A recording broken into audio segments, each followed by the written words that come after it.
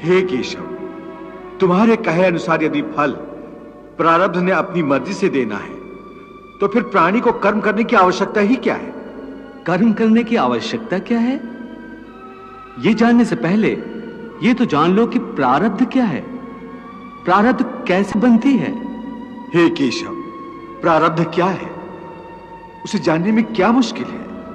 यह तो सीधी सी बात है कि जो भगवान की इच्छा है वही मनुष्य का प्रारब्ध होती है। नहीं अर्जुन, नहीं, यह धारणा सत्य नहीं है। क्यों सत्य नहीं है? क्योंकि मैं किसी के प्रारब्ध नहीं बनाता, ना मैं किसी प्राणी के कर्म अथवा कर्म फल के हिसाब में दखल देता हूं।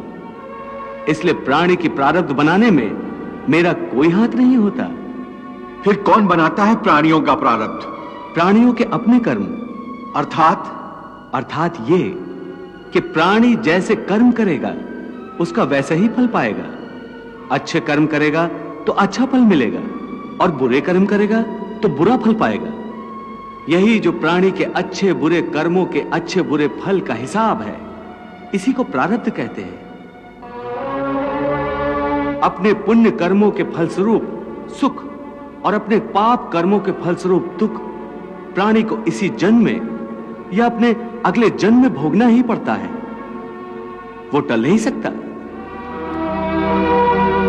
इसलिए अकर्मण्य हुए बिना निरंतर अपने धर्म के अनुसार कर्म करते जाओ और मन में यह पक्का विश्वास रखो कि जिस नियत के साथ तुम कर्म करोगे उसी नियत के अनुसार तुम्हें फल अवश्य मिलेगा।